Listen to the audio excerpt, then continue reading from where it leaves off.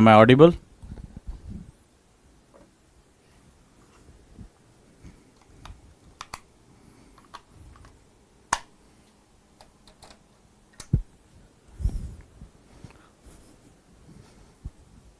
कैसे हैं आप सभी दोस्त?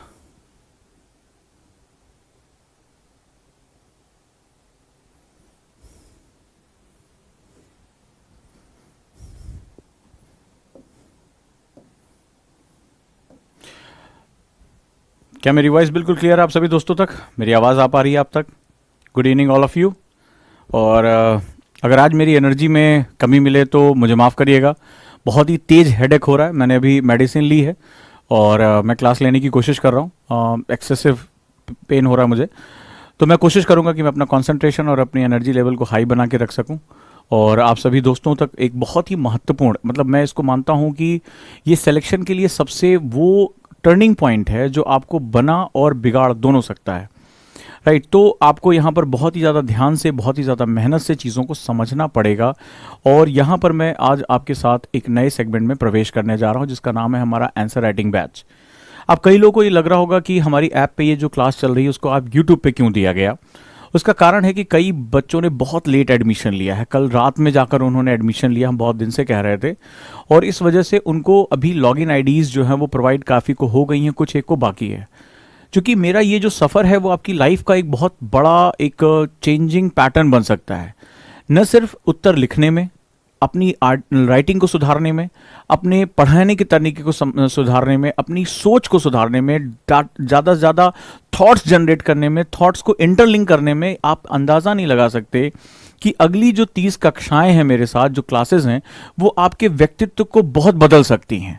वो बहुत ज़्यादा आपकी एक क्रिटिकल थिंकिंग एनालिसिस पावर, जिसे हम लोग कहते हैं क्रिटिकल थिंकिंग एनालिसिस पावर की जो बात है वो आपको जनरेट होकर मिल सकती है।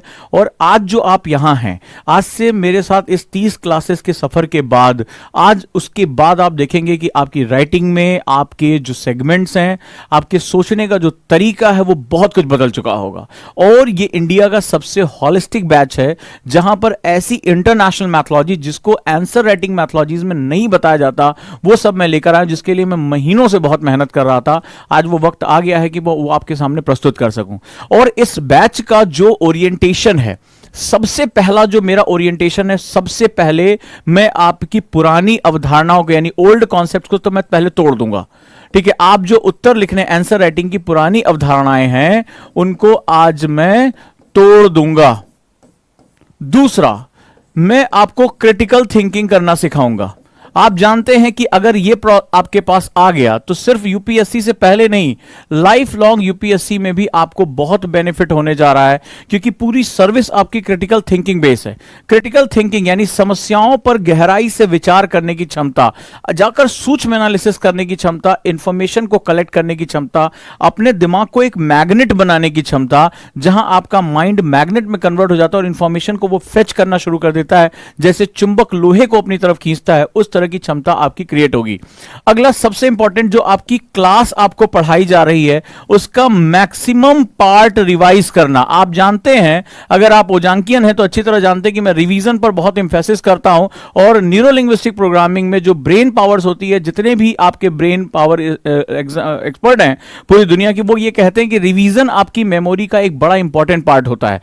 लेकिन आपकी जो मैक्सिमम पार्ट रिवीजन है वो मैं इसके साथ आपको जोड़ दूंगा, यानी आंसर राइटिंग करते करते आपकी जो रिवीजन है, आपके जो टीचर ने पढ़ाया, वो आपके एकदम हर समय टिप पर आ जाएगा, आप उसको अपनी क्लास में डिलीवर कर पाएंगे। इसके साथ साथ जो आपकी सक्सेस का मेन बेस होता है यूपीएससी में, आप जानते हैं कि सक्सेस का मेन बेस हमेशा मेंस होता है। ये बात आप याद रखिएगा। मेंस वो पढ़ा होता है, प्री के मार्क्स जोड़े नहीं जाते। इंटरव्यू बेसिकली मेंस की ही बातों का एक एक्सप्रेशन होता है, अपनी पर्सनालिटी के बारे में बोलना होता है। लेकिन जो 1750 मार्क्स का होता है यूपीएससी में सेगमेंट, जो सबसे बड़ा सेगमेंट है, वो आपका मुख्य परीक्षा यानी मेंस है। और मेंस में आप जो डिलीवरी होती है वो आपकी राइटिंग स्किल पर होती है। अगर अभी मैं, आपने देखा कि यूपी पीसीएस की टॉपर जो हैं संचिता, वो उनका इंटरव्यू कंडक्ट हुआ और अभी मैं वो वीडियोस डालूंगा, और बार बार बार बार उन्होंने एक ही बात कही है कि प्लीज राइटिंग करिए, राइटिंग करिए। वो अपने डेली शेड्यूल में 1 घंटा आंसर राइटिंग के लिए फिक्स रखती थी।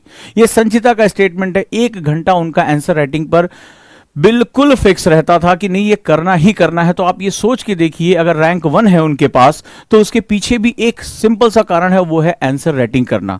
तो डेफिनेटली आपकी जो ये प्रॉब्लम है कि आप भूल जाते हैं, रिवीजन नहीं कर पाते हैं, क्रिटिकल थिंकिंग नहीं कर पाते। क्रिटिकल थिंकिंग का मतलब होता है कि इंफॉर्मेशन को बारीक स्तर पर लेकर जाना और उसके बाद उनको आपस में जोड़ लेना इस बारे में कि भारत की आंतरिक दशाएं किस प्रकार अफगान नीतियों को प्रभावित कर रही हैं। अगर इंडिया आज दोहा में तालिबान से बात कर रहा है, जिसको कुछ दिन पहले तक अपोज कर रहा था, तो उसके पीछे भारत की कौन सी आंतरिक और बाह्य नीति यानी कि इंटरनल और एक्सटर्नल पॉलिसीज रिस्पॉन्सिबल होंगी। तो इस तरह की क्रिटिकल थिंकिंग करने के लिए आपको एक प्रोसेस की जरूरत होती है, और मेरे साथ इसमें आप इतनी प्रैक्टिस करेंगे प्रोसेस की कि आपकी आदत का हिस्सा हो जाएगा कि मुझे किसी भी पॉइंट पर इस तरह से गंभीरता से सोचना है, मुझे इस पर काम करना है। क्लियर हूं मैं? राइट दोस्तों, तो अब हम लोग इसके अगले चरण में चलते हैं, इसके बारे में और जानकारियां लेते हैं। वॉइस क्लियर है आप सभी को? मैं दोबारा पूछना चाहूंगा आप लोगों से।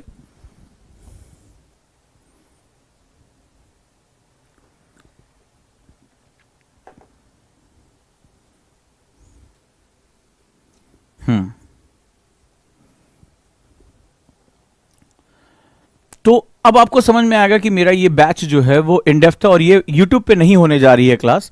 ये क्लास मैं ऐप पर ही लूंगा जो बच्चे हैं। लेकिन आज की क्लास कई बच्चे जो लेट उन्होंने एडमिशन लिया उनके लिए आज मैंने यूट्यूब पे क्लास कर दी, ताकि आज की क्लास ना छूटे। क्योंकि आज की क्लास में आपको जो आंसर राइटिंग की परंपरागत ज्ञान आपको दिया जाता है और आंसर राइटिंग एक्चुअली में जो रिक्वायरमेंट है उसके बीच का आज आपको अंतर पता चलना, और बहुत ही बारीकी के साथ में अंतर आपको बताऊंगा। और आप आश्चर्यचकित हो जाएंगे कि आंसर राइटिंग में इतनी चीजें इन्वॉल्व होती हैं। हमें लगता था जो सबसे पहले हम लोग ये करते थे कि जब भी हम कोई आंसर लिखते हैं तो सबसे पहले जब हम आंसर राइटिंग की बात करते हैं, मेरे को बताते जाइएगा ऐसा है कि नहीं है, क्योंकि एक नया मोड़ आपकी जो है वो जिंदगी में शुरू हो रहा है, एक नया डायमेंशन शुरू हो रहा है। इस क्लासेस को आप पूरी तरह से अपने आप को 100% डिवोट करके साथ चलिए। ऐसी ऐसी मेथड्स हैं जो इंडिया में इन मेथड्स को हमारे यहां इस्तेमाल नहीं करते हैं या हमें नहीं पढ़ाया जाता है। अंतरराष्ट्रीय विधियों में इनको बहुत ज्यादा इस्तेमाल किया जाता है, इनके डायमेंशंस पता किए जाते हैं। और सिर्फ आंसर राइटिंग नहीं, आपकी राइटिंग, आप किसी को लेटर लिख रहे हो, आप किसी को जो है वो पत्र दे रहे हो, आपको आप आईएएस बनोगे, आपको ढेर सारे लोगों को जो है वो लेटर्स लिखने होंगे, आपको जो है नोटिफिकेशन करना होगा, आपको एस्से राइटिंग करनी होगी, 250 मार्क्स आपके एस्से राइटिंग के। तो एस्से कोई अलग विधि नहीं होती है, उसी चीज का एलैबोरेटिव मेथड होता है। लेकिन अगर आपके पास स्ट्रक्चर नहीं है तो वो 250 मार्क्स वैसे भी आपके हाथ में नहीं आने वाले हैं। तो अब मैं इसके बारे में बात कर रहा हूं, आंसर राइटिंग। आंसर राइटिंग में जो हमारे पास परंपरा यानी कन्वेंशनल मेथड है, आप जानते हैं कि आपको आंसर राइटिंग कैसे कहा जाता है? अगर आप इत्तेफाक रखते हो तो मुझे बताइएगा, मेरे साथ क्लास में इन्वॉल्व हो जाइए। पहले कहा जाता है कि पहले पढ़ लो, सारा पढ़ लो फिर लिखना, पहला तो यह बताया जाता है। फिर आपसे कहा जाता है कि देखो कैसे लिखा जाता है। पहले लिखा जाता है आपका प्रसंग, ठीक है, आपको यह बताया जाता है। बोले आंसर राइटिंग में क्या है, अगर तुम्हारे पास अच्छे से पढ़े होगे तो लिख लोगे, ये आपको हमेशा ज्ञान दिया जाता है, अच्छे से पढ़े होगे तो लिख लोगे। लेकिन आपने खुद महसूस किया होगा कि आपके टीचर ने आपको पढ़ाया और आपने पढ़ा भी मेहनत से, उसके बावजूद भी आप लिख नहीं पा रहे हैं, आप उसको लिख नहीं पा रहे हैं। इसके पीछे कौन कौन से रीजन होते हैं, जरा आज हम उसको आइडेंटिफाई करते हैं। तो प्रसंग हो गया, फिर आपसे कहा जाता है अरे व्याख्या है यार लिख लो, और उसके बाद उपसंहार, यही आपको बताया जाता है। कंक्लूजन जिसे हम लोग कहते हैं, that is a body, explanation, introduction and conclusion, यही तो होता है, यही बताया जाता है आपसे। मुझे बताइए हां या ना, आपको यही बताया गया कि भैया ये इस तरह से जो है वो हमारा आंसर राइटिंग की जाती है, राइट? हां या ना?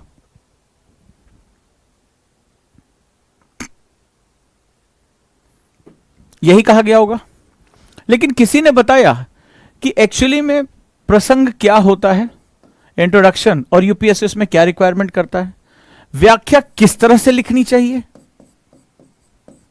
अभी किस तरह मैं तुम्हें एक एक चीज इतनी माइक्रो तोड़ूंगा, बोलोगे बाप रे बाप सर आपने एक एक लाइन को इतने हिस्से में तोड़ दिया। अभी आप देखते जाइए, आपके सामने जो रहस्य आज खुलने जा रहा है आपका दिमाग उड़ा देगा। और उपसंहार होना भी चाहिए कि नहीं होना चाहिए? कितने तरह के क्वेश्चन आते हैं यूपीएससी में? क्या हर क्वेश्चन में उपसंहार दिया जाता है? अगर कौन से क्वेश्चन होंगे? हाँ, आपको 7 मिनट, आपको क्वेश्चन करने के लिए केवल 7 मिनट का समय मिल रहा है मित्र, और 7 मिनट में आपको क्वेश्चन पढ़ना है, क्रिटिकल थिंकिंग करनी है, उसको इंटरडिसिप्लिनरी अप्रोच के साथ जोड़ना है, और आपको एक स्ट्रक्चर आंसर लिखना है। सब कुछ 7 मिनट के अंदर होना चाहिए। आप उस प्रेशर का अंदाजा लगाइए कि आपको, और सब्जेक्ट आपके बदलते जा रहे हैं खटाखट। एक क्वेश्चन सोशल इश्यूज का, दूसरा हिस्ट्री का, तीसरा जो है वो ज्योग्राफी का आ रहा है। तो लगातार आप अंदाजा लगाइए कि आपके ब्रेन को कितना प्रोसेस करना पड़ता होगा और कितनी प्रैक्टिस की जरूरत पड़ती है। और यह प्रैक्टिस रातों रात जनरेट नहीं होती है। आप में से जो भी स्टूडेंट जो पढ़ते होंगे, जब पेन उठाते होंगे तो पता नहीं उनको क्या दिक्कत आती होगी, अरे यार हम क्या करें, समझ में नहीं आ रहा। मुझसे मैक्सिमम 99% बच्चों ने कहा कि सर, जिनको लिखने की आदत नहीं थी, कि सर समझ में नहीं आ रहा शुरुआत कहां से करें। सर आता है लेकिन लिख नहीं पा रहे हैं। सर हमें पता है, भूगोल में आपने पढ़ाया है, लेकिन आंसर नहीं लिखा जा रहा। यस या नो मुझे बताइए, ऐसा होता है या नहीं होता है? और इस मिथ के साथ, खासतौर पे मैं हिंदी माध्यम वाले बच्चों से तो बहुत ही डीपली बात कर रहा हूं। हिंदी माध्यम का बच्चा तो इसी में उलझा रहता है, और इतना मेहनती और टैलेंटेड होने के बावजूद, फिर से मेरी बात समझिएगा, उनकी मेहनत में कोई कमी नहीं, बहुत मेहनती, बहुत जुनूनी होते हैं, और बहुत ही ज्यादा उनके सपनों में बहुत जान होती है। लेकिन गलत रास्ते, गलत मिथ के साथ जो आप आ जाते हैं यूपीएससी प्रिपरेशन करने, अरे यार आंसर राइटिंग बाद में कर लेंगे, अरे यार ये कॉपी भर देंगे, अरे खूब ढेर सारा फैला फैला के लिख देंगे तो हमें यूपीएससी में नंबर मिलेगा। आज मैं आपके सारे मिथ वैज्ञानिक आधार पर तोड़ दूंगा। बस जो 20 पॉइंट आपको बता रहा हूं उनका आज इंट्रोडक्शन दूंगा, और वही अपनी क्लासेस में वही 20 पॉइंट का आपको मास्टर बना के भेजूंगा। और उस मास्टरी करने के बाद आप समझ आएंगे कि क्वेश्चन देखने के बाद यूपीएससी में हर दूसरा क्वेश्चन एक जैसा नहीं होता। तुम्हें लगता होगा सब्जेक्ट बदलता है, नहीं, यूपीएससी में क्वेश्चन का नेचर बदल जाता है। एक में अगर वो व्याख्या करने के लिए पूछ रहा है तो दूसरे में आलोचना पूछेगा, तीसरे में अपना तर्क रखने की बात करेगा, चौथे में समालोचना पूछ देगा, और इस तरह से आप तुलनात्मक अध्ययन पूछ देगा। और आप इन चारों पांचों तरीकों में एक समान उत्तर नहीं लिख सकते। एक टॉपिक पे वो 6 तरह के क्वेश्चन पूछ लेता है, और आप 6 तरीके के लिखने का कौशल आपका अलग होना चाहिए। लेकिन अगर आपने एक जैसा सब में लिख दिया तो वो ऐसे प्यार से नापता, उसके बाद आप लास्ट में कहते हो कि अरे साहब रिजल्ट नहीं है हमारे फेवर में, बड़ी मेहनत से एग्जाम दिया था लेकिन रिजल्ट हमारे फेवर में नहीं आया। एक स्किल की कमी आपके सपनों को छीनकर बर्बाद कर देती है। तो आज मैं उसी के बारे में और जो है वो गहराई से आज मैं आपके सामने बात कहने जा रहा हूं। जहां आपको लगे मैं गलत हूं, मुझे टोकिए, क्योंकि मेरी इस क्लास के पीछे मेरी बहुत मेहनत इन्वॉल्व है। लास्ट ईयर भी मैंने, अभी आपने देखा हो एनी टाइम लर्निंग ऐप पे फ्री आंसर राइटिंग क्लासेस हैं, जहां मैं क्वेश्चन देते हुए उनका आंसर लिखा रहा था। बेसिक ब्रीफ किया था मैंने, क्रिटिकल थिंकिंग का बेसिक बताया था। लेकिन इस बार मैं और ज्यादा डीप में जाकर मैंने इसको जो है एक एक पॉइंट में एलेबोरेट किया कि एक बिगिनर बच्चा जो आज कोचिंग ज्वाइन कर रहा है, मुझसे भी किसी बच्चे ने कहा कुछ दिन पहले कि सर अभी हमने पढ़ना शुरू किया, हमें आंसर राइटिंग की क्या आवश्यकता है। मैं जो आपको मेथड बताऊंगा, एक बिगिनर बच्चा जिसने 12th भी पास कर रखी, वो आंसर राइटिंग में इन्वॉल्व हो जाएगा।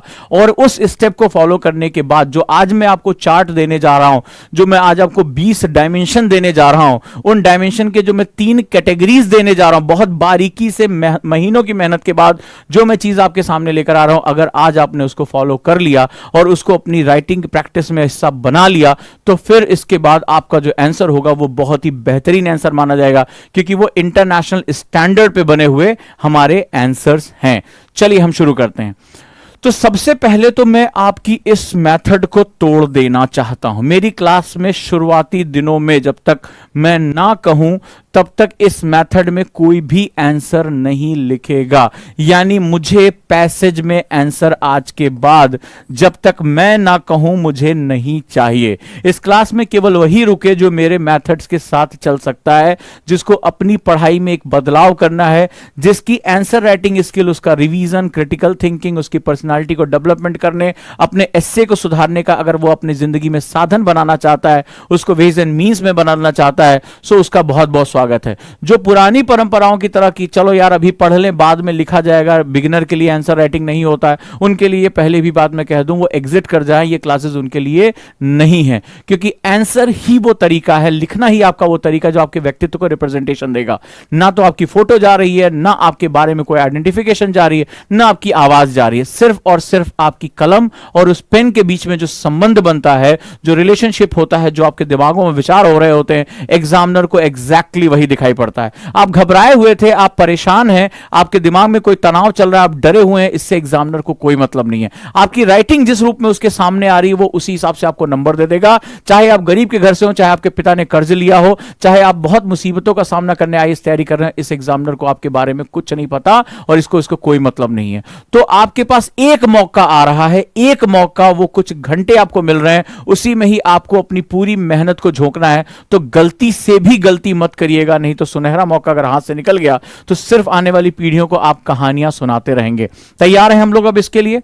तो आंसर राइटिंग का महत्व क्या है? कई बार लोगों को लगा कि मैं अभी बिगिनर हूं, मैं आंसर राइटिंग करके क्या करूंगा, तो आज उनका यह मिथ खत्म हो जाना चाहिए। दूसरा, सिर्फ आपके आंसर सिर्फ लिखने के लिए नहीं है, ये आप चाहते हैं कि मेरे पास अच्छे विचार उत्पन्न हो, मैं क्रिटिकल थिंकिंग कर सकूं, मैं अफगानिस्तान के मुद्दे पर, तालिबान के मुद्दे पर, भारत की विदेश नीति में, भारत की अर्थव्यवस्था में, मॉनेटाइजेशन स्कीम में, यहां पर मैं बहुत गहराई से बात कर सकूं। मेरी पर्सनालिटी हो कि जब मैं बोलूं तो चार लोग सुने कि यार इसके पास कितने खूबसूरत तर्क हैं, ये दोनों चीजों को कितना बैलेंस करके, न्यूट्रलाइज करके बोलता है, इसका ओरिएंटेशन कितना है।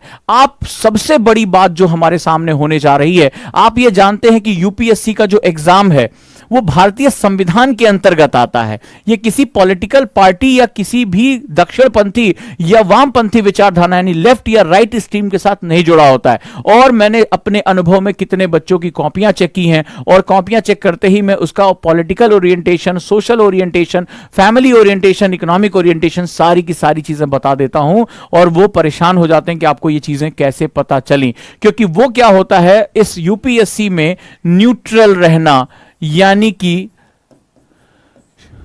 बिना किसी झुकाव के आपको अपना आंसर कहना है। और यहां पर आपको अलाइनमेंट सीखना पड़ेगा, किस तरह से आपको न्यूट्रल रहने की कला सीखनी पड़ेगी, बिना किसी भेदभाव के आपको सही तर्कों को समझना और सही तर्कों को एग्जीक्यूट करना, जो आर्ग्यूमेंट्स हैं वो एग्जीक्यूट करने की कला आपके अंदर होनी चाहिए। और बहुत से बच्चे सोचते हैं कि अरे अभी इसकी क्या आवश्यकता है, जो मैं सोच रहा हूं मैं लिख दूंगा, और एग्जामिनेशन में उनका ये अलाइनमेंट, किसी भी तरफ होने वाला झुकाव जो है वो उनके साथ बहुत बड़ी दुर्घटना प्रोड्यूस कर देता है। और आप ये जानते हैं, आप किसी भी टॉपर से पूछिएगा कि आपके और दूसरे रैंक वालों के बीच में नंबरों का अंतर कितना है, वो आपको बताएगा 2 नंबर, 4 नंबर, 5 नंबर, कोई बहुत बड़ा अंतर नहीं आता। क्योंकि कट थ्रोट कंपटीशन है, चाहे आप आईएएस दे रहे हो चाहे पीसीएस दे रहे हो, आप दोनों के एग्जाम में अगर आप जाएंगे तो आप पाएंगे जो आपकी राइटिंग स्किल है वो बेसिकली आपकी सक्सेस का अंतर तय करती है। इसीलिए मैं कहता हूं, क्या मैंने वर्ड यूज किया, सबसे पहले याद रखिएगा, राइटिंग स्किल वर्ड यूज किया, writing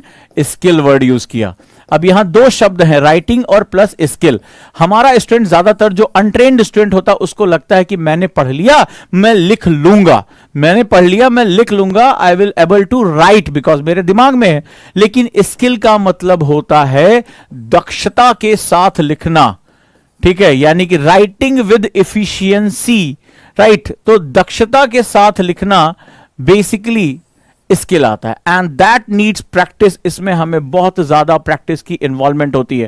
that's why I started this class at this early time. मुझे पता है कि बहुत से बच्चे अभी प्री में बिजी होंगे, बहुत से बच्चे अभी नहीं आएंगे, लेकिन ये सही टाइम नहीं था अगर बैच को बनाना है, पैसे कमाना है।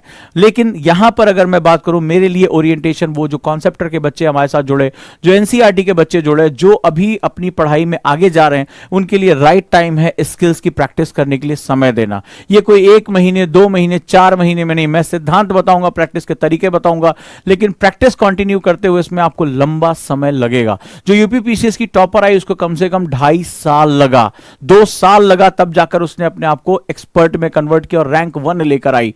तो ये आपके लिए भी उतना ही ट्रुथ है कि आपको लगातार प्रैक्टिस करते रहना पड़ेगा। चलिए हम आगे चलते हैं और आगे चलकर इस नई चीज के बारे में हम और जानकारी ले लेते हैं। नेक्स्ट, सो रेडी हैं अब उस 20 मैजिकल प्रिंसिपल्स के लिए?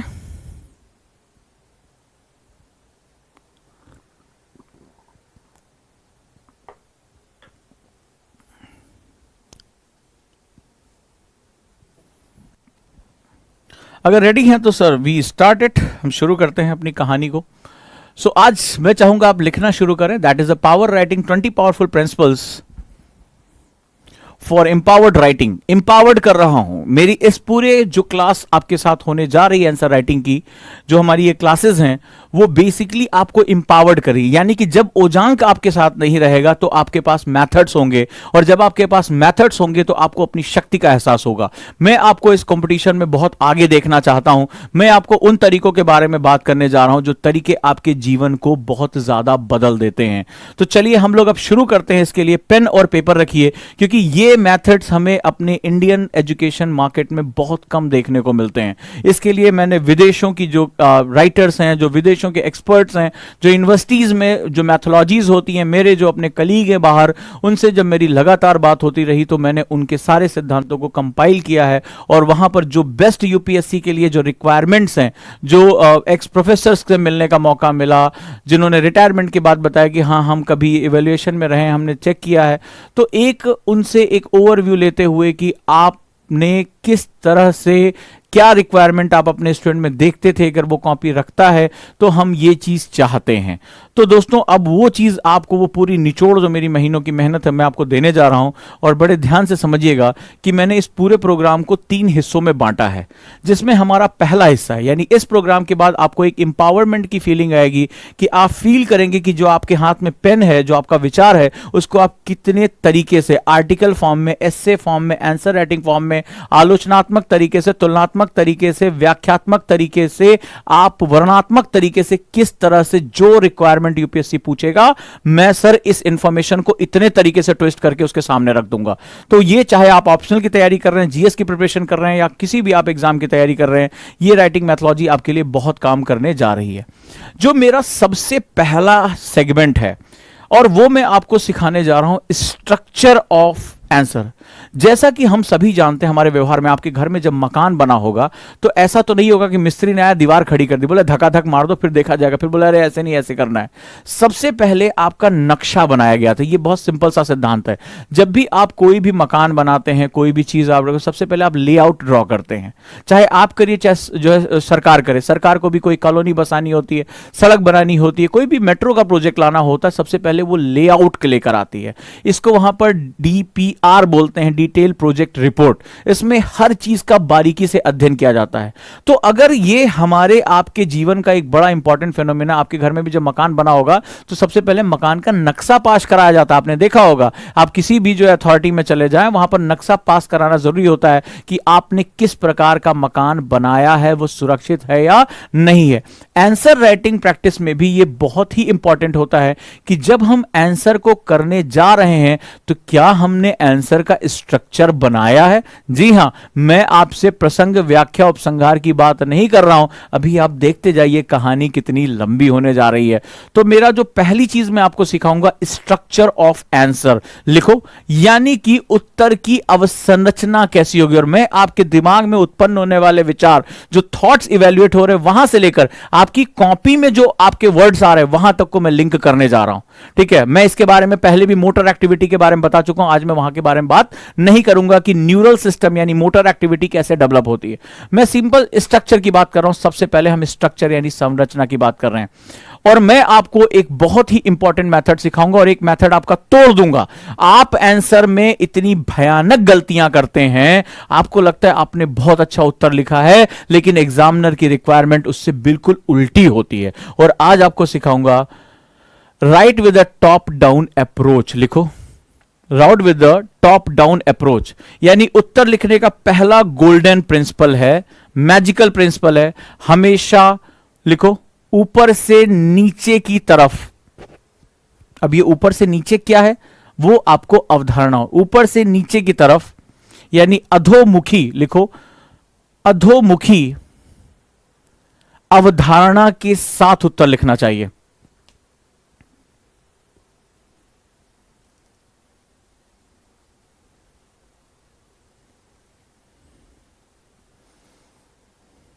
यहां 2 चीजें हैं।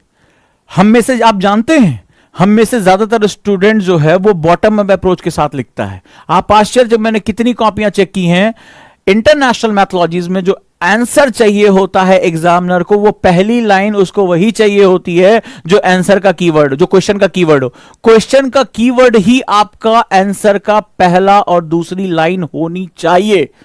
और स्टूडेंट जब इसको प्रसंग लिखने की, इंट्रोडक्शन लिखने की आदत है, वो उस की पॉइंट पर अपनी शुरुआत नहीं करता है, वो भूमिका बनाता है। आप मुझे बताइए ऐसा होता है कि नहीं होता है? टू द पॉइंट नहीं लिखा जाता, सबसे पहले उसकी भूमिका। हमें जब हम भी छोटे थे, हमारे टीचर ने सिखाया था पहले भूमिका बनाओ। अगर हिंदी माध्यम से का कोई स्टूडेंट होगा तो वो जान रहा होगा मैं क्या कह रहा हूं, कि पहले उसकी भूमिका बनानी होती है कि हम क्या लिखने जा रहे हैं। इसको हम लोग बोलते हैं बॉटम अप अप्रोच। और हमें क्या होता था, हम बी कॉपी सी कॉपी भर के लगता था यस हमने बहुत अच्छा किया है, इस बार तो हमारे अच्छे नंबर आएंगे आएंगे। यूपीएससी में सीमित स्थान, सीमित शब्द और सीमित समय, सीमित स्थान, सीमित शब्द यानी limited word and limited time होता है। और वहां पर अगर हमने इस मेथड को इस्तेमाल कर लिया, करते हैं, होता है, हिंदी माध्यम सबसे ज्यादा इसको करता है, क्योंकि बचपन से हमारे मास्टरों ने भी हमें सिखाया था कि भाई पहले भूमिका बनाई जाती है, फिर उत्तर में लिखा जाता है। हां या ना मुझे बताइए ऐसा है या नहीं। और मैं आपकी पूरे मिथ को तोड़ रहा हूं, मैं कह रहा हूं टॉप डाउन अप्रोच।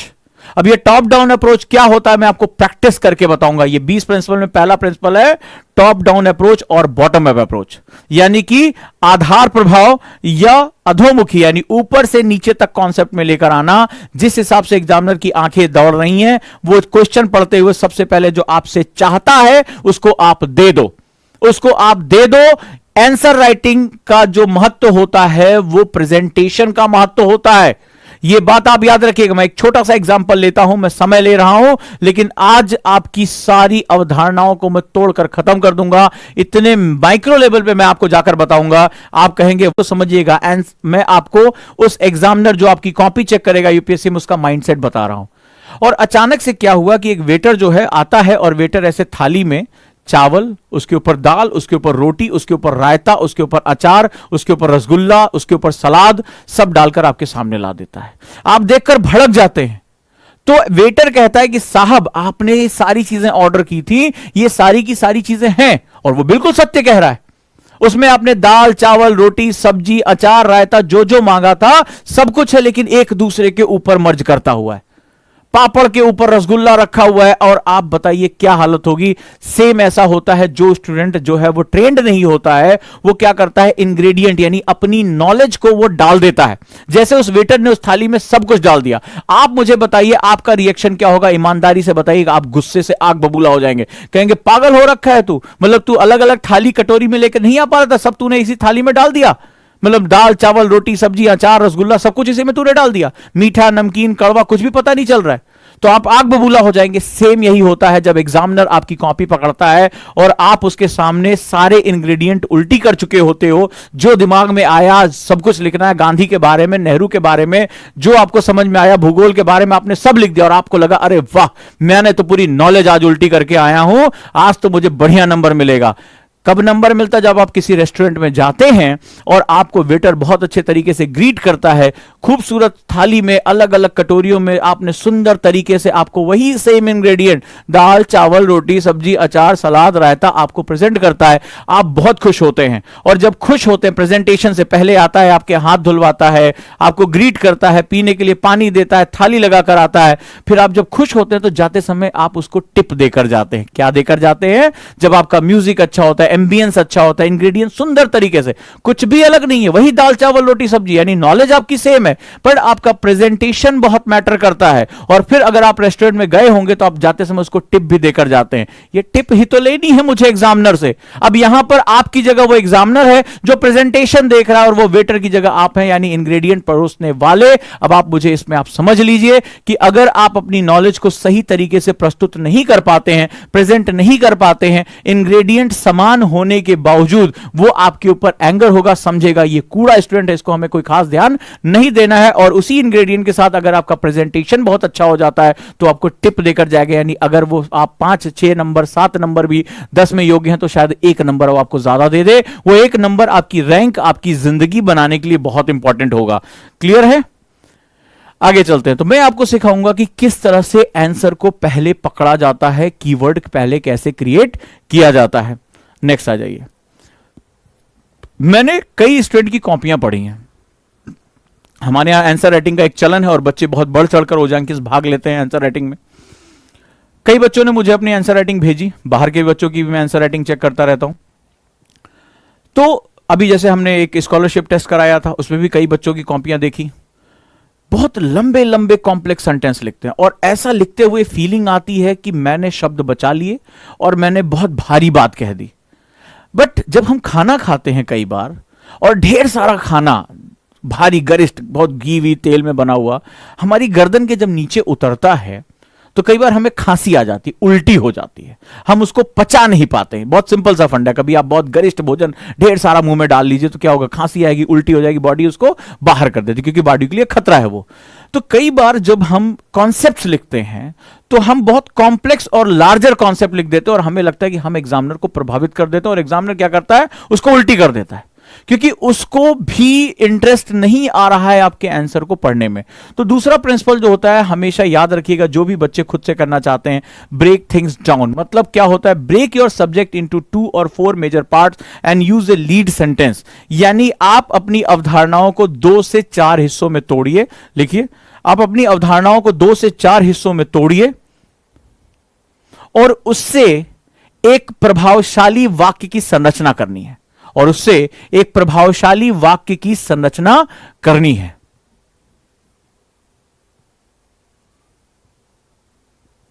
मैं आपको सिखाऊंगा कि किसी भी टॉपिक पे, जैसे मान लीजिए अभी अफगानिस्तान पे मुद्दे पर आ गया, भारत की विदेश नीति पर आ गया, नगरीकरण पर आ गया, अभी जनसंख्या हो रहा है, जाति आधारित कास्ट बेस्ड सेंसस पे क्वेश्चन आ गया, ठीक है, रीजनल पॉलिटिक्स पर आ गया, बंगाल की पॉलिटिक्स पर आ गया, केंद्र राज्य संबंधों पर कोई भी क्वेश्चन आ गया, यानी कि सेंटर स्टेट रिलेशनशिप पर, ठीक है, भारत की इकोनॉमी पर आ गया, नेशनल मोनेटाइजेशन स्कीम पर आ गया। तो किसी भी अगर मुद्दे पर आ रहा है तो एक बिगिनर स्टूडेंट उस कॉन्सेप्ट को देखकर घबराएगा नहीं। मेरे साथ आप देखेंगे कि इस जो पूरा क्वेश्चन है इसको मैं 2 से 4 मेजर पार्ट में तोड़ूंगा और तोड़कर उससे मैं सेंटेंस बनाते हुए अपने इस क्वेश्चन को एग्जीक्यूट कर ले जाऊंगा। यानी मेरे लिए अब वो छोटे छोटे हिस्सों में टूट जाएगा, मेरे लिए अब वो छोटे छोटे निवाले बन जाएंगे, उसको मैं आसानी से निकल जाऊंगा। ये दूसरा बहुत इंपॉर्टेंट प्रिंसिपल होता है। तीसरा, जब हमें एक सेंटेंस से दूसरे सेंटेंस जाना होता है तो कई बार हम यहां पर सेंटेंस के प्रवाह को तोड़ देते हैं। ये जो तीसरा पॉइंट है एस्से राइटिंग के लिए सबसे इंपॉर्टेंट पॉइंट है, सबसे इंपॉर्टेंट पॉइंट। जैसे मैं आपके सामने एक छोटा सा सेंटेंस लिखता हूं, राम जाता है, बचपन में पढ़ा जाता ना हमें, राम गोज, श्याम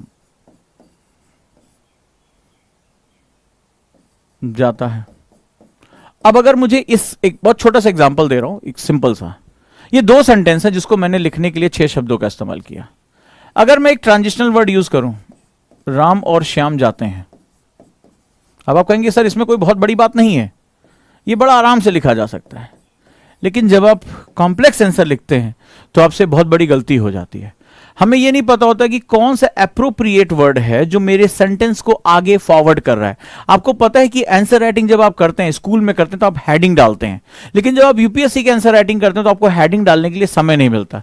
तो कैसे पता चलेगा कि मैंने अपनी बात को चेंज कर दिया, मैंने अपना पैराग्राफ चेंज कर दिया, मेरे पास एक पैराग्राफ से दूसरे पैराग्राफ जाने में कि इसमें फ्लो, कम से कम एस्से में तो ये एक बहुत बड़ा नियम होता है कि फ्लो कभी भी बाधित नहीं होना चाहिए, फ्लो कभी भी ऑब्स्ट्रैक्ट नहीं होना चाहिए। मैं कैसे प्रैक्टिस में लेकर आऊंगा? और कई स्टूडेंट ये ट्रांजिशन वर्ड का इस्तेमाल करना, यानी स्थानांतरीय शब्दों का इस्तेमाल करना नहीं जानते हैं। इससे एक तो उनकी वर्ड लिमिट बढ़ जाती है, आप जानते हैं कि वर्ड लिमिट आपने क्रॉस किया तो आपके लिए बहुत बड़ी प्रॉब्लम आ जाएगी। दूसरा, जब वो अपने प्रसंग से व्याख्या की तरफ आते हैं या अपने जो है स्टेटमेंट को चेंज करें, जहां मान लीजिए आर्गुमेंट करना है, उसके सपोर्ट में, उसके अपोज में कोई बात करनी है, तो आप वहां हेडिंग डालकर बात नहीं कर सकते, वहां आपके पास इतना समय नहीं होता है। वहां आपको ट्रांजिशन वर्ड के माध्यम से अपनी बात को चेंज करना होता है, अपने आर्गुमेंट को सपोर्ट करना होता है एग्जामिनेशन में, राइट। तो दूसरा सबसे इंपॉर्टेंट, तीसरा हमारा फंडामेंटल होता है यूज ट्रांजिशन वर्ड प्रॉपरली।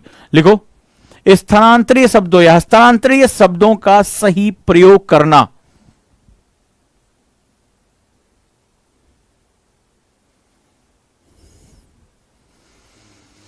को सही प्रयोग करना। अब जो बात कह रहा हूं बहुत important, use transition word to signals the flow of your writing. आप एस्से का सिलेबस उठा के देख लीजिए, उसमें कहता है एस्से क्या होता है, आंसर राइटिंग मेथड्स का एलैबोरेटिव फॉर्म होता है। बट एस्से में यूपीएससी का अगर नोटिफिकेशन पढ़ेंगे, वो कहते हैं कि the flow of writing must be maintain during the writing, during the presentation, कहता है कि आप अभ्यर्थी जो होता है किसी विषय को चुने तो उसमें विचारों का प्रवाह सुनिश्चित करे। यह यूपीएससी अपने नोटिफिकेशन में कहता है कि विचारों का प्रवाह सुनिश्चित करे। और यहां पर प्रवाह सुनिश्चित करने के लिए आप ऐसे में हेडिंग्स नहीं डाल सकते, पॉइंट्स नहीं डाल सकते।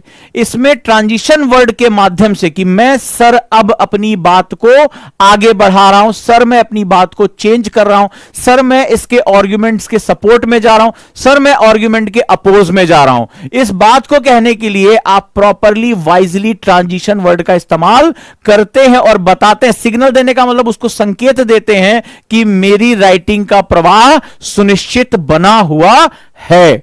This is one of the most fundamental thing जो मैं आपको तीसरा सिखाऊंगा। अभी मैं अपनी पूरी जो ये मेरे साथ आप चलेंगे उसका मैं लेआउट आपको बता रहा हूं कि जिसको आप समझते थे कि सर कुछ क्वेश्चन देंगे, और क्वेश्चन ज्यादातर क्लासेस आंसर राइटिंग क्लासेस में यही होता है कि भाई ये रहा क्वेश्चन, इसमें तर्क का मतलब ये होता है। किसी बच्चे ने मुझसे पूछा ये तर्क विवेचना फलाने का मतलब क्या होता है, सर बता दीजिए और 4-6 प्रैक्टिस करा दीजिए। ऐसी तो आंसर राइटिंग की क्लास होती है, आप किसी को भी जाके ज्वाइन कर सकते हैं कि एक क्वेश्चन मॉडल क्वेश्चन दे दिया, उसका मॉडल आंसर दे दिया, उससे बताया कैसे से लिखना, बच्चा सोचता अरे भैया हमारा आंसर राइटिंग हो गया। लेकिन आज तुम मुझे देख के बताना कि क्या आंसर राइटिंग ऐसे ही बताई जाती है? इतनी बारीक बातें जिंदगी बदल देती हैं। आगे चलते हैं, ठीक है। यानी कि ऐसे हस्तांतरीय शब्दों का इस्तेमाल, ऐसे हस्तांतरीय शब्दों का इस्तेमाल जो लेखन के प्रवाह को सुनिश्चित करता हो, जो लेखन के प्रवाह को सुनिश्चित करता हो, लेखन के प्रवाह को सुनिश्चित करता हो। अब आ जाइए, यूपीएससी में 6 तरह के क्वेश्चन का डोमिनेंस है। अगर आपने पेपर पढ़ा होगा, कितने लोगों ने यूपीएससी मेंस का पेपर पढ़ा है?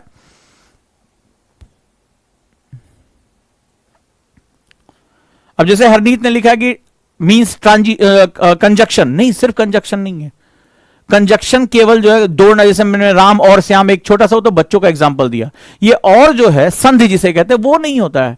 ट्रांजिशन वर्ड्स बहुत बड़े सेगमेंट्स होते हैं। अभी आप आएंगे तब मेरे साथ आप इसको पढ़ेंगे। अगर आपने यूपीएससी का पेपर पढ़ा होगा, 6 तरह के क्वेश्चंस मेजर होते हैं। समझ लीजिए, अगर मैं नगरीकरण पेपर 1 से पूछ रहा हूं, अर्बनाइजेशन, मैं अर्बनाइजेशन टॉपिक पर यूपीएससी 6 प्रकार के प्रश्न बना सकता है न्यूनतम। जनरली 7 भी हो सकते हैं, 8 भी हो सकते हैं, लेकिन 6 टाइप के क्वेश्चन ऐसे होते हैं। आलोचनात्मक, समालोचनात्मक, क्रिटिकली इवेल्युएट, अपना तर्क रखना, व्याख्यात्मक, वर्णात्मक, इस तरह के जो क्वेश्चन होते हैं। अगर मैं आपको मेजरली 6 राइटिंग जो जनरली रिपीट होता है बार बार, जो 6 मेथड्स मैंने निकाले, मुझे लगा ही पड़ा कि 6 मेथड्स में मैक्सिमम क्वेश्चन आते हैं। अगर आप उनके मास्टर बन गए, यानी क्वेश्चन को देखते ही अपनी अवधारणा को बदल देना। आप जानते हैं अर्बनाइजेशन, एक छोटा सा टॉपिक मैं आपको दे दूं, आप कहेंगे अर्बनाइजेशन, शहरीकरण, शहरीकरण में 6 अलग अलग तरह के प्रश्न बनाए जा सकते हैं। और आश्चर्य बात कह रहा हूं कि इन 6 तरह के प्रश्नों का उत्तर भी 6 तरीके का होगा। आप जो जानते हैं और एग्जामिनर जो पूछ रहा है, उनके बीच में जो दीवार खड़ी है वो ये 6 टाइप के क्वेश्चन है। अगर उसने इसका आलोचनात्मक पूछ लिया और आप उसकी व्याख्यात्मक, आपको नहीं पता चल रहा है, आप तो बस भाई साहब आज पहली बार आपकी कलम उठी है, आप प्री क्वालिफाई कर गए, मेंस में जा रहे हैं और आपने झोंक दिया जो जो शहरीकरण के बारे में आपको दिमाग में आया, अर्बनाइजेशन में, आपने कॉपी में सारा उगल के आप आ गए। लेकिन उसने तो क्वेश्चन में इसका क्रिटिकली इवैल्यूएशन पूछा था, इसका आलोचनात्मक जो है वो बात की थी, और आप उसकी व्याख्यात्मक करके चले आए। आपका आंसर व्याख्यात्मक है, एक्सप्लेनेटरी है, और उसका आंसर जो है, उसका क्वेश्चन जो था वो क्रिटिकली इवैल्यूएशन था। आप समझ लो कि डिमांड कुछ और कर रहा है, सप्लाई कुछ और कर रहे हो। आपको पता है कि डिमांड सप्लाई मिसमैच हो जाएगी, राइट? टेंशन ना लो, ये जितने भी कोई कह रहे ट्रांजिशन वर्ड क्या है, फलाना वर्ड क्या है, ये मैं पढ़ाऊंगा, यही तो है, मैं आपको बता रहा हूं। आप मुझे बस इस क्लास के बाद यह बता देना, क्या कभी आंसर राइटिंग में इतनी गहरी बात की गई है? आप लोगों ने भी बहुत क्लासेस देखी होंगी, आप लोग भी बहुत से ओपन मंच पर जाते होंगे, आप लोग मुझसे ज्यादा सोशल मीडिया पे रहते हो, तो मुझे बता देना कि आंसर राइटिंग में इतनी बारीक और स्ट्रक्चर बात आपसे की गई। अभी तो मैं पहला मिशन देख रहा हूं, आप मुझे बताएंगे, ये आपका फीडबैक आना चाहिए। ओजांक एक नई चीज लेकर आ रहा है, इस साल इसने बहुत मेहनत की है इस चीज के लिए, क्योंकि मेरे बच्चे ओजांकियंस इतने कॉन्सेप्ट में आज माहिर हो चुके हैं। मुझे बस एक चीज पता है कि इनके कॉन्सेप्ट को सही तरीके से डिलीवर करना बता दूंगा, ये भाई साहब अपनी जगह पक्की करके आएंगे, मुझे ये पूरा विश्वास है। आज जिस तरह से वो नोटार्ड बना रहे हैं, जिस तरह से वो थॉट मैपिंग कर रहे हैं, जिस तरह से आज उनका कॉन्फिडेंस लेवल है नॉलेज में, उसी तरह से अब बस मुझे वो डिलीवरी करनी है और उसी आप लोगों की मेहनत ने मुझे प्रोत्साहित किया, मुझे कि इतने हाई जो है वो पेन में भी मैं आपको उतने ही जोश के साथ पढ़ा रहा हूं और मुझे रिसर्च कर रहा हूं कि मुझे इससे ज्यादा क्या देना है। अगला सेगमेंट है मास्टर 6 बेसिक राइटिंग स्ट्रक्चर। मैं आपको 6 मूलभूत लेखन संरचनाओं से अवगत कराऊंगा। लेखन संरचनाएं, 6 मूलभूत लेखन संरचनाएं, यानी एक ही कॉन्सेप्ट पे 6 अलग अलग क्वेश्चन बनाए। अब सोच के देखिए कि यूपीएससी के 4 पेपर में कितने टॉपिक हैं। यूपीएससी के 4 पेपर में कितने टॉपिक हैं, उन टॉपिक्स को 6 से मल्टीप्लाई कर दो, इतने तरह के कॉन्सेप्ट तुम्हारे सामने यूपीएससी फैला देता है। इसीलिए यूपीएससी को कई बार अनप्रिडिक्टेबल सर्विस कमीशन कहा जाता है। तुम्हें समझ में आ रहा टफनेस कहां है? तो हम इसी को क्यों ना पकड़ लें, हम उल्टा ही जाके उसको पकड़ लें कि चलो भैया हमें चाबी दे दो, हम अपने काम को छोटा कर लेते हैं।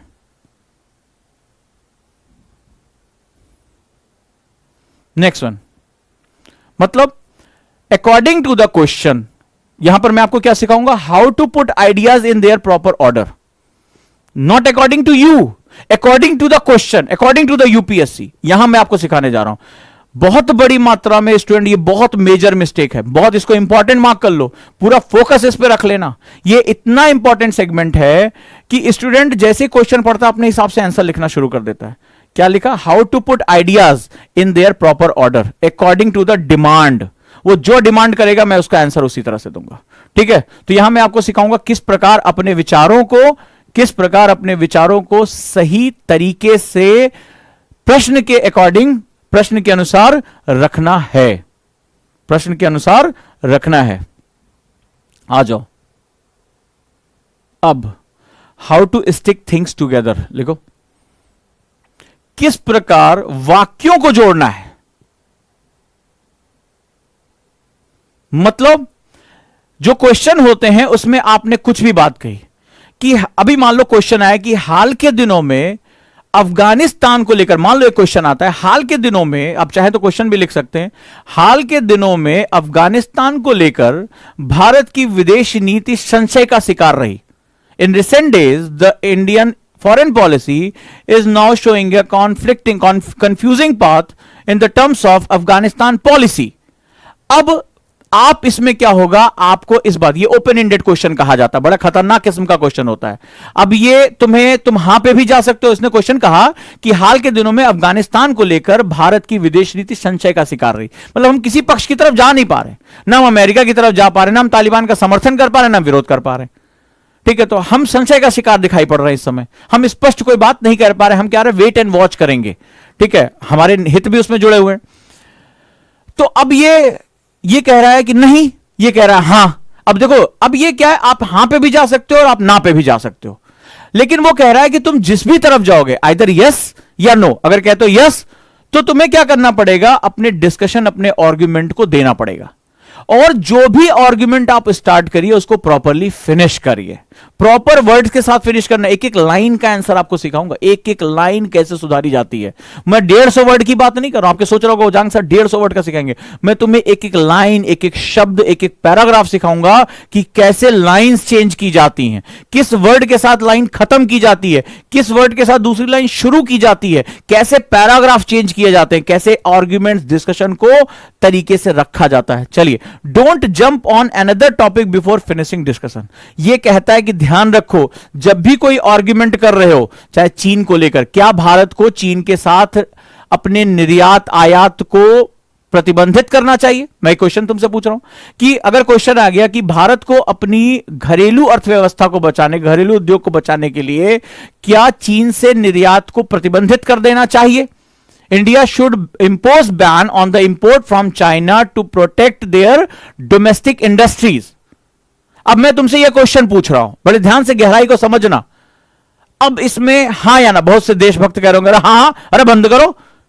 तो अच्छा, क्या तुम्हारा प्रोडक्शन, मेरा तो एनसीईआरटी का भी बच्चा, अगर वो प्रोडक्शन के बारे में मेरी इकोनॉमिक क्लास उसने की, उसको पता होगा प्रोडक्शन क्या होता है, तो सिंपल सा जो है वो बता देगा कि ये इतनी जल्दी तुरंत अगर बैन कर दोगे तो तुम्हारे यहां शॉर्टेज ऑफ सेगमेंट्स क्रिएट हो जाएंगे। जिस मोबाइल पे तुम जो है वो मेरी क्लास देख रहे हो वो बंद हो जाएगी, जो इंटरनेट का तुम्हारा जो मॉडेम है ना वो बंद हो जाएगा, इंटरनेट तुम्हें नहीं मिलेगा।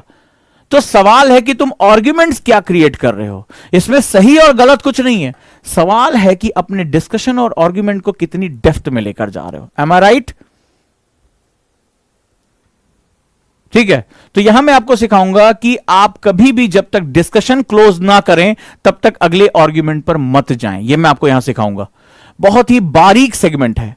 अब यह मेरा फर्स्ट स्टेप रहा जहां पर मैं आपको प्रिपरेशन दिखाऊंगा कि मैं आपको कैसे थॉट प्रोसेस सिखा रहा हूं। आगे आ जाओ। अब जब तुम्हारा स्ट्रक्चर तैयार, जब मकान में नींव तैयार हो जाती है तो आप कहते हैं ना साहब दीवार ऐसी होनी चाहिए। अब आ गया पापा खिड़की यहां लगनी चाहिए, खिड़की ऐसी होनी चाहिए, ग्रिल ऐसा होना चाहिए, दरवाजा ऐसा होना चाहिए। आप करते हो कि नहीं करते हो? पापा छज्जा बाहर निकलना चाहिए, इस तरह से होना चाहिए, उस तरह से होना चाहिए। अब आप स्टाइल क्रिएट करते हो। नाउ मैं अब आपको आपकी यूनिक स्टाइल, राइटिंग स्टाइल के साथ लेकर जाऊंगा और मेरा जो सेकेंड स्टेप होगा वो होगा क्रिएट योर राइटिंग स्टाइल। ये बड़ा इंपॉर्टेंट होता है। दो अलग अलग लोगों की पर्सनालिटी के हिसाब से दो अलग अलग राइटिंग स्टाइल क्रिएट की जा सकती है, लेकिन ये स्टाइल बड़ा लंबा है। ठीक है, ये स्टाइल आपका सिग्नेचर होगा। जिस दिन आपने अपनी राइटिंग में अपना स्टाइल क्रिएट कर लिया, ठीक है, लोग कहते थे ना रविन्द्रनाथ टैगोर की राइटिंग बहुत अच्छी, शेक्सपियर की राइटिंग बहुत अच्छी, गांधी जी बहुत अच्छा लिखते थे, नेहरू एक प्रोमिनेंट राइटर थे। तो आप अगर इनको थोड़ा भी आपने पढ़ा होगा या आपको पढ़ने का मौका मिलेगा तो आप देखेंगे इनका जो राइटिंग था वो इनका सिग्नेचर कहा जाता, मतलब इनकी एक राइटिंग स्टाइल थी। इन्होंने उस राइटिंग स्टाइल से पूरी, चाहे मार्क ट्वेन हो, चाहे आपका रुडयार्ड किपलिंग हो, ये दुनिया के जो महान महान राइटर हुए हैं, इनकी अपनी एक राइटिंग स्टाइल रही है। So writing is all about style. Style means your personality must be reflected into your writing skill. तुम्हारा व्यक्तित्व तुम्हारे लेखन में उतर आना चाहिए। जिस दिन तुम्हारा व्यक्तित्व तुम्हारे राइटिंग में उतर आएगा उसी दिन तुम्हारी राइटिंग तुम्हारी होल्ड में आ जाएगी। जिस दिन तुम्हारा व्यक्तित्व तुम्हारी राइटिंग तुम्हारे लेखन में उतर आता है उसी दिन तुम्हारी जो आंसर राइटिंग है तुम्हारे होल्ड में आ जाएगी। और संसार के जितने भी महान लोग हुए हैं, चाहे वो नेल्सन मंडेला, चाहे मार्टिन लूथर किंग, चाहे आपकी गांधी की बात करूं, चाहे मैं नेहरू की बात करूं, या कोई भी प्रोमिनेंट राइटर जिनको आपने पढ़ा देखा, भगवती शरण शर्मा से लेकर जो है रामधारी सिंह दिनकर तक, अगर आप इनको ध्यान से देखेंगे इनका अपना एक राइटिंग स्टाइल रही है। चाहे वो हरिवंश राय बच्चन रहे हो, चाहे वो कोई भी हो, they have their own writing style. So you have to create your style also which reflect your personality. या इस बात को आप ध्यान रखिएगा। तो सबसे पहले मैं आपको स्टाइल में सिखाऊंगा सपोर्ट व्हाट यू से। आपको पता है आप करंट अफेयर्स क्यों पढ़ते हो? आप करंट अफेयर्स क्यों पढ़ते हो? कहता है कि जब पहले मैंने आपको स्ट्रक्चर सिखाया, अब मैं आपको सिखाऊंगा कि जो आप कह रहे हो, मैंने आपको कहा कि आपने कहा चाइना से बैन हो जाना चाहिए, गलत नहीं है, गलत नहीं है। कह रहा है कि सपोर्ट व्हाट यू से, यानी जो आप लिख रहे हो, जो आप कह रहे हो, उसके समर्थन में तर्क लेकर आओ। उसके समर्थन में आपके तर्क होने चाहिए और वो तर्क आर्गुमेंटेटिव करंट अफेयर बेस होने चाहिए। यहीं पर आप न्यूज़पेपर पढ़ते हो।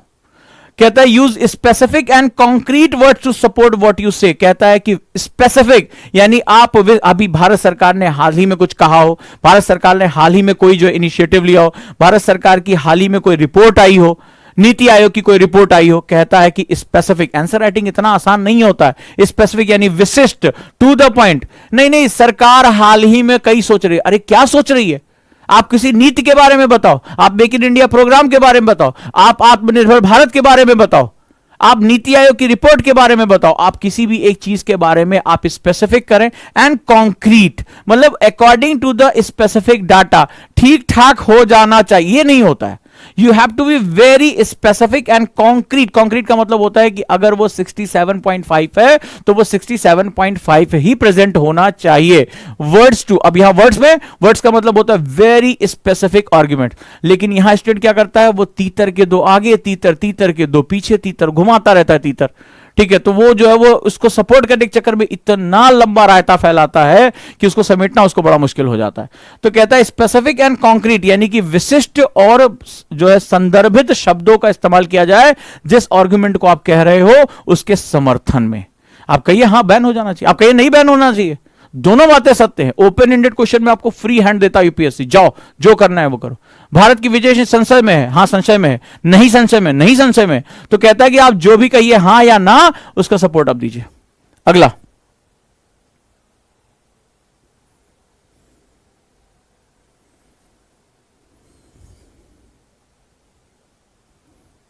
Personalise your example. कई बच्चों को ये नहीं पता होगा, कई बच्चों को ये नहीं पता होगा। बिना एग्जाम्पल्स के आंसर्स कभी भी सपोर्ट नहीं किए जा सकते, क्योंकि वो भी न्यूज़पेपर पढ़ रहा है, आप भी न्यूज़पेपर पढ़ रहे हो, हाल की घटनाओं पर आपके एग्जामिनर की भी नजर है और आपकी भी नजर है। कहता है पर्सनलाइज योर एग्जाम्पल्स, यानी अपने एग्जाम्पल को व्यक्तिगत करें। यानी आपके क्या विचार हैं, आपने हाल की कोई न्यूज की खबर जो आई है, जो हेडलाइन बनी, चर्चा में आया, उस पर आप किस रूप में, एज इट इज नहीं रखना है, एज इट इज नहीं रखना है, उस पर आपको पर्सनलाइज करना है, व्यक्तिगत करते हुए लिखना है कि मैं इस विषय पर हाल में पढ़ने के बावजूद, ये पढ़ने के बाद ये सोच पाता हूं, मैं ये समझ पाता हूं, हाल ही में ये चर्चा में रहा है, इसको आपको पर्सनलाइज करके लिखना है। यानी आप अपनी राइटिंग को एक पर्सनल टच देते हुए आप उसको करंट की चीजों के साथ जोड़ना सीखेंगे। नेक्स्ट वन, मेरी क्लास का बच्चा जानता है कि मैं कॉन्सेप्ट ऑफ किस के बारे में बात करता हूं, कीप इट सिंपल। तो कीप इट सिंपल वो भी यही कहता है कि आप जब भी आंसर राइटिंग करें, कीप इट सिंपल, इसको सरल रखें। कई बार मैंने बच्चों को देखा है कि बड़े भारी भारी शब्दों का इस्तेमाल करते हैं, मतलब उनको लगता है इससे बहुत ही एक इंपॉर्टेंट सेगमेंट क्रिएट होता है। आप जानते हो आपकी राइटिंग अच्छी है नहीं अच्छी है, आप इसके लिए बहुत सिंपल सा तरीका है। आप थोड़ी देर के लिए अपने आप को एक एग्जामिनर मानो और आप किसी की भी राइटिंग उठा के देखो। एक लड़के ने बहुत ही गंदे तरीके से, गंदी राइटिंग में, ऊट पटांग शब्दों में, बहुत ही नीरस तरीके से लिखा है, उसको पढ़ने के बाद आपको कैसी फीलिंग आती है? क्या आप उसकी तारीफ करते हैं? नहीं, बहुत बढ़िया लिखा है? नहीं, आप कहते हैं अरे यार क्या वाहियात लिखा है, पढ़ने में नहीं आ रहा है, स्पेलिंग मिस्टेक्स है, मूड आपका ऑफ होता है। तो आपकी भी कॉपी किसी एग्जामिनर के पास जा रही है। तो अगर आपकी राइटिंग में, आंसर राइटिंग में एग्जामिनर को रस देना होता है, समझ गए, वो तुम्हारे आंसर के साथ स्टिक हो जाए, जैसे कि मक्खी गुड़ पर स्टिक हो जाती है, आपको वो गुड़ यानी वो शक्कर बनना पड़ेगा जहां वो आपके साथ स्टिक हो जाए। और यहां पर सबसे इंपॉर्टेंट कॉन्सेप्ट, किस तरह की राइटिंग आपको, जैसे आप कभी एक काम करिए, हिंदी साहित्य आप लोगों ने बहुत पढ़ा होगा या जानते होंगे, आप किसी दिन जयशंकर प्रसाद ले आइए, महान है, महानतम है वो, ठीक है, लेखनी में। और एक दिन किसी दिन जो है वो श्रीलाल शुक्ला को लेकर आई, जिन्होंने जो है वो तमाम जो है हास्य व्यंग्य भी लिखे हुए हैं, आप उनको उठा लाइए। आप देखेंगे, अगर मैं बात करूं तो साहित्य के रूप में जयशंकर प्रसाद की किताबें सर्वोपरि हैं, लेकिन जब आप पढ़ने जाएंगे ऐसे ऐसे शब्दों का इस्तेमाल हुआ जो बाप रे बाप, ये क्या लिखा है, हमें समझ में नहीं आ रहा है। और वहीं जब दूसरी किताबें आप पढ़ेंगे, राग दरबारी जैसी किताबें पढ़ेंगे, आप हंसते हंसते लोटपोट हो जाएंगे और एक ही पूरे उसमें पढ़ जाएंगे। क्यों? क्योंकि दोनों में एक सबसे बड़ा अंतर है, एक बहुत ही बड़े स्तर पर व्याकरण लिखी गई है, बहुत ही कठिन जटिल शब्दों के रूप में लिखा गया और रस गायब हो जाता है, यानी पढ़ने के साथ जो उसका जुड़ाव है खत्म हो जाता है। और वहीं दूसरी किताब नॉवेल के रूप में वो रस के साथ आगे सामान्य भाषा में मेरी आपके तरीके समझ में आने वाली है, सामान्य भाषा में आपको जाना है। अरे इस एग्जाम की क्वालिफिकेशन ग्रेजुएशन है भाई, और ग्रेजुएशन के स्टूडेंट से तुम क्या उम्मीद करते हो कि शेक्सपियर और जयशंकर प्रसाद जैसी गंभीर बातें लिखेगा? या एक ग्रेजुएट स्टूडेंट जो होता है वो सामान्य जो प्रश्न पूछा गया उसको अपना एक सामान्य दृष्टिकोण रख रहा होगा? आप खुद मुझे सोचकर बता दीजिए कि ऐसा क्या उम्मीद आप करते जा रहे हैं कि आप एक ग्रेजुएट स्टूडेंट से, जो इसकी यूपीएससी की न्यूनतम अर्हता है, जो एलिजिबिलिटी है, उस स्टूडेंट से आप क्या उम्मीद करने जा रहे हैं कि जब वो कलम उठाए तो जयशंकर प्रसाद को पीछे छोड़ता हुआ लिखता चला जाए? नहीं होता है। So next is the keep it simple, don't be complex, use simple word to express your ideas. अपने विचारों को प्रस्तुत करने के लिए सामान्य बातों का प्रयोग करें, जिसमें रस बना रहे, वो जुड़ा रहे, उसको आपका आंसर पढ़ने में मजा आए, आपके आर्गुमेंट्स पढ़ने में मजा आए। तो वो एक रीडर है, जो आपका एग्जामिनर है वो एक रीडर भी है, वो पढ़कर ही आपको मार्क्स देगा। तो आपके आर्गुमेंट्स एक तो बहुत ही टू द पॉइंट होने चाहिए, समसामयिक होने चाहिए, आपके एग्जाम्पल पर्सनलाइज होने चाहिए, लेकिन उसके साथ साथ आपकी राइटिंग में रस गायब नहीं होना चाहिए, वो बहुत ही ज्यादा अटैच हो जाना चाहिए। जितना वो अटैच होता जाएगा उतने ही प्यारे मार्क्स वो आपको देकर जाएगा। Next one, cut down long sentences. बहुत से लोग, जैसे अभी एक बच्चे ने लिखा कि हम उसमें कंजक्शन यूज करें, हम कई बार बहुत लंबे लंबे, ये तो मैंने खुद बहुत बार देखा है, इतने लंबे लंबे सेंटेंस की पता ही नहीं चलता बात शुरू कहां से हुई थी। और इसमें हमें लगता है कि हमने बहुत शब्द बचा लिए। आपने शब्द तो बचा लिए, आपने रस, संरचना, स्ट्रक्चर, उसकी जो ओरिएंटेशन है, सब कुछ बर्बाद कर दिया। So next one is cut down long sentences. How to make your writing clearer by dividing up a long sentence. कैसे आप अपने लंबे सेंटेंसेस को छोटे छोटे टुकड़ों में तोड़ते हुए आप उस राइटिंग को इफेक्टिव बना सकते हैं, ये मैं आपको सिखाऊंगा इस मेथड में। How to eliminate needless word. आप पता है बहुत से बच्चों की सबसे बड़ी प्रॉब्लम है, वो किसी आर्गुमेंट को सपोर्ट करना नहीं जानते जब आंसर लिखते हैं, और वो ढेर सारे यूजलेस वर्ड, नीडलेस, उसकी कोई जरूरत नहीं है, दे धकाधक उसमें लिखे रहते हैं, और उनको लगता है कि वो बहुत कुछ अच्छा कर रहे हैं। मैंने लास्ट टाइम जब यूट्यूब पे एक बार क्लास ली थी और मैंने एक थॉट मैपिंग बनाने के लिए दिया था, एक माइंड मैप बनाने को दिया था, कितने लोगों ने जिनको पैराग्राफ लिख रहे बेवजह की बातें लिखने, मुझे भेजा भी कई लोगों ने फोटो खींच के, तो उसमें आप कई बार हमें पता नहीं होता, हम यूजलेस वर्ड यूज करना शुरू कर देते हैं, और नतीजा होता है कि हमारी लेंथ बढ़ जाती है, फिर हम कहते हैं साहब हमसे क्वेश्चन छूट गया, हम पूरा अपना आर्ग्यूमेंट नहीं कर पाए। तो आपको बहुत सी चीजें सिखाऊंगा, कैसे जो है रिडंडेंसीज को हटाते हैं, एक्सेसिव जो है क्वालिफिकेशंस हटाते हैं, नीडलेस सेल्फ रेफरेंसेस को हटाते हैं, इनको हटाते हुए कैसे हम टू द पॉइंट लिख सकते हैं। How to gain active power. आपको पता है जब आप लिखते हैं तो आप दो कालों में लिखते हैं, एक पैसिव, आप जानते हैं कि मैं अतीत को आधार बना के लिखता हूं, और एक मैं एक्टिव लिखता हूं, और हमें यह बात पता नहीं होती। हम आर्गुमेंट देते समय, मैं बहुत बारीक स्तर पे अब जा रहा हूं, अभी मैं बहुत बारीक स्तर पे जा रहा हूं, मैं वर्ब प्रोनाउन तक आपको बताऊंगा कि हमें कौन सा यूज करना होता है। तो हमें क्या होता है कि हम लिखते चले जाते हैं और हमें पता नहीं चलता कि भाव हमारा पैसिव वॉइस है, पश्चगामी है, या हमारा एक्टिव वॉइस है।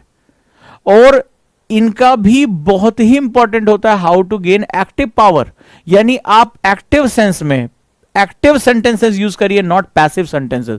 मैं आपको यह भी सिखाऊंगा कि आप राइटिंग में ज्यादा से ज्यादा एक्टिव हो रहा है, इसके बारे में बात करनी है। आप पश्चगामी होकर आप आंसर नहीं लिखते हैं, तो मैं आपको इसके बारे में सिखाऊंगा, और एक चीज और सिखाऊंगा, फेवर वर्ब नॉट नाउन्स, ठीक है, यह भी सिखाऊंगा। मैं आपको ग्रामर भी सिखाऊंगा, आंसर राइटिंग में ग्रामर बड़ी इंपॉर्टेंट होती है। कॉपी चेक करने वाला बड़ा विद्वान व्यक्ति है, जिसने आपका क्वेश्चन बनाया, बहुत ही बड़ा सालों का उसका पढ़ाने का जो एक्सपीरियंस है, जाना माना प्रोफेसर है, तो वो हर चीज को बड़ी बारीकी से देखता है। वो विद्वता कई बार जो है वो आपसे चाहता है कि कम से कम आप जो चीज प्रेजेंट कर रहे हो बेसिक ग्रामर के स्तर पर आपकी चीज अच्छी हो रही है, यानी कि mostly use favour verb not nouns. मैं आपको ये भी सिखाऊंगा। इसके बाद सिखाऊंगा how to use parallel forms, इसके बारे में आपको बताऊंगा, राइट, कि पैरेलल फॉर्म कैसे होते हैं। How to create sentence variety, यानी आप लिखते समय आप अपने, कई बार आप लिखते हैं तो आप एक ही स्टाइल में लिखते चले जाते हैं, नीरस कर देते हैं, मोनोटोनस कर देते हैं। आपको अपनी सेंटेंस वैरायटी भी क्रिएट करनी होती है, वो भी आपको सिखाऊंगा। अब आपको समझ में आ गया होगा कि ये आंसर राइटिंग प्रोग्राम बहुत माइक्रो लेवल पे काम करने जा रहा है, राइट दोस्तों। अभी तो बहुत कुछ है, यहां तक कि आपको सिखाऊंगा how to choose an appropriate tone for effective writing. Tone का मतलब होता है मैं बोलना क्या चाहता हूं। कई बार आप सरकार की आलोचना कर रहे हैं, सरकार का समर्थन कर रहे हैं अपने आंसर में, सरकार की नीतियों का समर्थन या आलोचना कर रहे हैं, लेकिन आपका टोन गलत है। टोन का मतलब होता है उसमें छुपा हुआ आशय। आंसर राइटिंग में टोन भी देखा जाता है। आपको पता था यह बात कि आंसर, आपको लगता है जो लिख दिया सिर्फ उसी को पढ़ा जाएगा, नहीं, उस लिखने के आशय, सरकार के पक्ष में जा रहे हैं, विपक्ष में जा रहे हैं, नीति के समर्थन में जा रहे हैं, नीति के पक्ष में जा रहे हैं, आप इस नीति की आलोचना कर रहे हैं या समर्थन कर रहे हैं, इसके साथ टोन इन्वॉल्व होता है। कहते हैं ना वो टोन बहुत मार रहे हो, क्या बात है, हाँ भाई आजकल बड़ी जो है वो आप बात जो है वो बड़ी घुमा घुमा के कर रहे हो।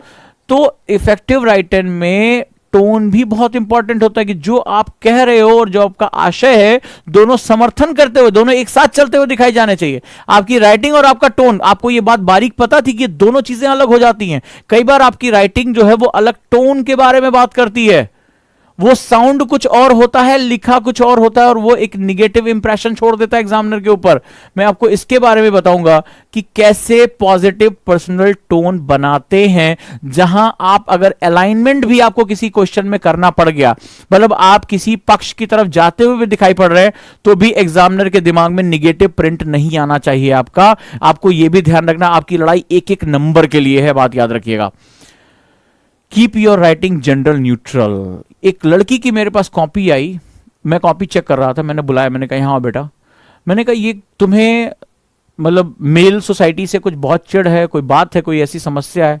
तो आश्चर्य से मेरा मुंह देखने लगी, बोले सर ये बातें आपको कैसे पता चली?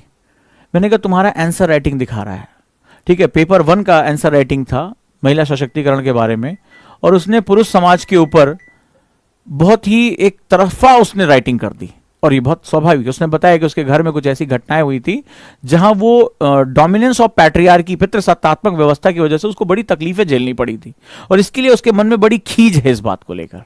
और उसने क्या किया, उसने उस आंसर राइटिंग में रिप्रेजेंट कर दिया उसको। और कई बार ऐसा होता है कि हम जब अपनी राइटिंग करते हैं तो हम कई बार बायसनेस, ये जेंडर हो सकता है, लैंग्वेज हो सकता है, गवर्नमेंट हो सकता है, मैंने तो सिर्फ एग्जांपल दिया, थॉट्स हो सकते हैं, ठीक है, लोकतंत्र, तानाशाही, तालिबान का शासन, तमाम तरह की चीजें हो सकती हैं जहां पर अगर आप न्यूट्रल अप्रोच नहीं क्रिएट कर पाए, न्यूट्रल अप्रोच क्रिएट नहीं कर पाए तो आपके मार्क्स कम हो जाएंगे। सो अगला सेगमेंट में आपको सिखाऊंगा कि जब आप राइटिंग, मतलब आप सोच भी नहीं सकते कि आंसर राइटिंग में कितनी चीजें इन्वॉल्व हैं, इतनी बारीक स्तर पर हमें जानकारी लेनी, आपको पता नहीं चला, आप लिखते चले जा रहे हो, अच्छा लिख रहे हो, शब्द अच्छे, नॉलेज अच्छी है, लेकिन आप बायस हो गए, आपका झुकाव आ गया क्योंकि आपने अपने आप को अंदर से क्लीन नहीं किया था, प्रैक्टिस नहीं की थी, और झुकाव आ गया, पता चला कि सामने वाला आपको नहीं पता ना कि किस ओरिएंटेशन का है। तो अब अपनी सक्सेस को भाग्य के भरोसे नहीं छोड़ सकते ना, लक पैटर पे नहीं छोड़ सकते। आप चाहते हो कि आपकी सक्सेस आपकी मेहनत की परिणति हो, आपकी सक्सेस जो है वो आपके हार्ड वर्क का रिफ्लेक्शन हो, ना कि आपके लक का रिफ्लेक्शन हो। ये आप कभी नहीं चाहोगे। चाहोगे कि आप कहा जाए कि अरे भाग्यशाली था इसलिए आईएएस बना, या आप ये सुनना चाहोगे मेहनती था, हार्ड वर्किंग था, दृढ़ निश्चयी था इसलिए आईएएस बना? आप क्या सुनना चाहोगे अपने बारे में? मुझे आप बताओ। सक्सेस मिलने के बाद भी वो तोहमत के रूप में मिले, किसी की अमानत के रूप में मिले, या आप उसको हासिल करना चाहते हो? आप मुझे बताओ आप क्या चाहते हो, मुझे आप बताइए।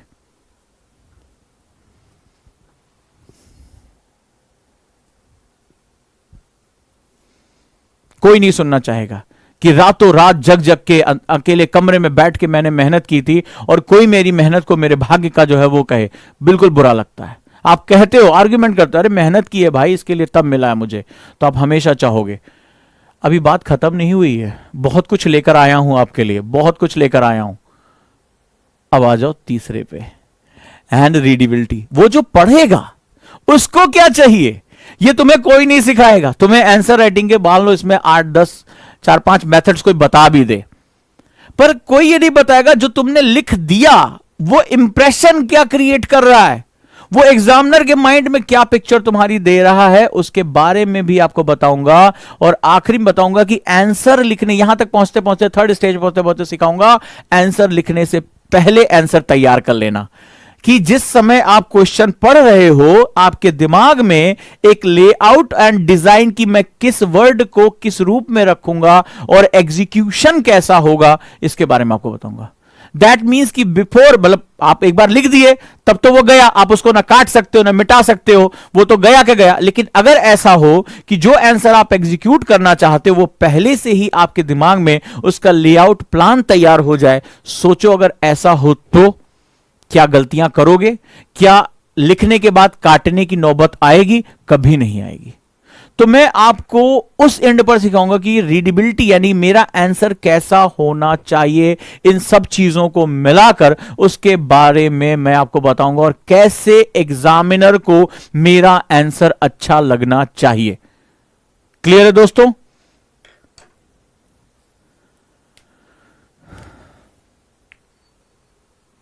तो अभी मैं इसके रीडेबिलिटी के बारे में बताऊंगा, इसमें भी बहुत सी चीजें हैं जो आपको लेकर आऊंगा, और लास्ट में आपको बताऊंगा कैसे इस क्लास के खत्म होने के बाद आप प्रैक्टिस करते जाइए और मास्टर होते जाइए। ये मेरा लास्ट टॉपिक रहेगा। यहां तक कि आपको बताऊंगा कि हेडिंग्स और हेडलाइंस दो चीजें होती हैं, हेडिंग्स एंड हेडलाइन, जिसको आप अंडरलाइन करते हैं, जो आप हेडलाइंस के रूप में देते हैं, जो चमकता हुआ दिखाई पड़ता है। How to use headings and headline. हर चीज में हेडिंग्स नहीं दी जाती है। कई बच्चे मुझसे पूछते हैं सर ये क्वेश्चन पॉइंट्स में लिख सकते हैं, सर इसमें हेडिंग्स डाल सकते हैं? इसको बात आपको पता चल जाएगा कि कैसे हेडिंग्स और हेडलाइंस तैयार की जाती, किसको मुझे अंडरलाइन करना यह भी तय होता है, मुझे एग्जामिनर को क्या दिखाना है, क्या शो ऑफ करना है। हेडलाइंस मतलब क्या होता है? जब न्यूज़पेपर में आता तो हेडलाइन ब्रेकिंग न्यूज ऐसे आता है ना, तो अचानक से आपका ध्यान आ जाता है, उसमें आपने देखा म्यूजिक आता है समाचार में, ब्रेकिंग न्यूज, अमेरिका ने किया काबुल पर हमला, इस तरह का ब्रेकिंग न्यूज आता है, आपने नोटिस किया होगा। तो वो क्या दिखाते हैं? ऐसे चमकता हुआ हेडलाइन दिखाते हैं, आपका ध्यान अचानक से आकर्षित हो जाता है। तो मेरे इस 150 या 200 वर्ड के इस आंसर में मुझे एग्जामिनर को क्या दिखाना है कि मैं जानता हूं सर इस पर फोकस करो, ये ब्रेकिंग न्यूज है, ये मुझे यहां पे नंबर चाहिए मुझसे, और कब मुझे हेडिंग्स यूज करनी ये भी आपको सिखाऊंगा, इतना माइक्रो लेवल पे। और सबसे इंपॉर्टेंट आपको सिखाऊंगा कैसे कीवर्ड्स यानी कुंजी वाक्य खींच के निकालते हैं। मार्क्स कीवर्ड्स पे दिए जाते हैं, मार्क्स होते हैं वो हमेशा कीवर्ड्स पे दिए जाते हैं, याद रखिएगा। और मैं आपको कीवर्ड सिखाऊंगा कि कुंजी वाक्य कैसे पकड़ते हैं, उसी के आसपास पूरा आंसर मुझे बुनना होता है। So these are lot of things you have to learn. आपको बहुत सी चीजें सीखनी पड़ेंगी, बहुत सी चीजें आपको सीखने मिलने जा रही हैं। और आप मुझे बताइए कि आप आंसर राइटिंग प्रोग्राम्स में बहुत से सीनियर स्टूडेंट मुझे सुन रहे होंगे और उन्हें आंसर राइटिंग में बताया गया होगा, इतने लेयर्ड में आपने किसी प्रोग्राम के बारे में सुना है जहां इस बारे में भी बताया जाए कि मुझे वर्ब यूज करना है या मुझे नाउन यूज करना है, मुझे एक्टिव वॉइस लिखना है या मुझे पैसिव वॉइस लिखना है, मुझे एग्जाम्पल लिखने के साथ साथ पर्सनलाइजेशन ऑफ एग्जाम्पल के बारे में भी मुझे बताया जा रहा है। मुझे यह भी बताया जा रहा है कि आप आंसर लिखने से पहले उसका प्रिंट आउट और उसका लेआउट अपने दिमाग में सेट कर सकते हैं। मुझे यह तक बताया जा रहा है कि हर क्वेश्चन में हेडिंग नहीं लिखनी है, हर जगह हेडलाइन नहीं देना है। मुझे आपको पता होना चाहिए कि मुझे हेडलाइंस कहां देनी है। कहीं गलत जगह दे बैठे और तुम्हारा कॉन्फिडेंस वहां लूज है, वो तुम्हारे मार्क्स भी उतने ही जल्दी रिड्यूस कर देगा। तो अगर मेरी मेहनत सफल रही हो तो मुझे जरूर बताएं, मुझे फीडबैक जरूर दें। बहुत महीनों से मैं इस पे मेहनत कर रहा था कि इतने बारीक हिस्सों में मैंने इस पूरे प्रोग्राम को सेट किया है और अगले जो आप मेरे साथ 30 दिन चलेंगे वहां पर इन्हीं स्किल्स को मैं सिखाऊंगा। और आप मुझे फील करके बताइए कि इन स्किल्स को सीखने के बाद आपका कॉन्फिडेंस लेवल किस स्तर का होगा और आप अपने आंसर में कितनी डेप्थ क्रिएट कर पाएंगे। सिर्फ आंसर में नहीं, एस्से राइटिंग में भी आप डेप्थ क्रिएट कर पाएंगे, साथ साथ आप डेप्थ क्रिएट कर पाएंगे अपने जो आर्टिकल्स लिखने, अपने सोचने के तरीके और आपकी पर्सनैलिटी, जिस दिन आपकी राइटिंग स्टाइल डेवलप हो गई। कहते हैं ना राइटिंग स्टाइल क्या है तुम्हारी। राइटिंग स्टाइल का मतलब होता है what is your personality in writing, यानी लेखन में तुम्हारा व्यक्तित्व क्या है। तो जिस दिन आपने अपनी राइटिंग स्टाइल जनरेट कर ली, उसी दिन दुनिया आपको आपकी राइटिंग से पहचानने लगेगी। आपकी राइटिंग एक सिग्नेचर बन जाएगी। सिग्नेचर का मतलब होता है लोग उस पर्टिकुलर चीज को पहचानना शुरू कर देते हैं। अरे ये मिस्टर एक्स की राइटिंग है, ये मिस्टर एक्स की स्टाइल है, इस तरह से लिखते हैं, इस तरह से अपने विचारों से वो पूरी क्रांति ला देते हैं, इस तरह से अपने विचारों से वो बातें कहते हैं। आपने बहुत से लोगों के एडिटोरियल पढ़े होंगे, बहुत से लोगों के आर्टिकल्स पढ़े होंगे, सेम लाइक दैट। ठीक है, ये बिल्कुल उसी तरह से होता है। उम्मीद करता हूं दोस्तों कि अब कल से जो मेरा सफर शुरू होगा शाम को 6 बजे, वो बिल्कुल इसी तरह से होगा और आप मेरे साथ जुड़े रहेंगे, सीखेंगे। मेरे साथ मेहनत करनी होगी आपको और ऐसी जगह आपको छोड़ूंगा जहां से फिर आप प्रैक्टिस के मैथोलॉजीज को आगे ले जाते हुए आप अपने आप को हमेशा हमेशा के लिए नर्चर कर पाएंगे। कैसी लगी क्लास मुझे जरूर बताएं। ठीक है, और क्या वास्तव में आंसर राइटिंग को लेकर इतनी चीजों से आप अवगत थे, इसके बारे में मुझे अगर आप फीडबैक देंगे तो ये मुझे आगे और मेहनत करने के लिए प्रेरित करेगा, क्योंकि मैं अपनी टीचिंग में हमेशा इनोवेशन ढूंढता हूं। हर बार मैं कुछ नया एक स्टेप आगे और जाने की कोशिश करता हूं, लेकिन मैं सही रास्ते पर जा रहा हूं ये बताने की जिम्मेदारी आपकी होगी। अगर आप तक मेरी बात पहुंची हो तो बहुत बहुत धन्यवाद, थैंक यू सो मच। और मैं भी अब अपने इस धड़कते हुए दिमाग को, धड़कता हुआ दिमाग, क्योंकि आज बॉम्ब यहां फूट रहा है, तो उसको मैं भी थोड़ी देर विराम देता हूं। Thank you so much.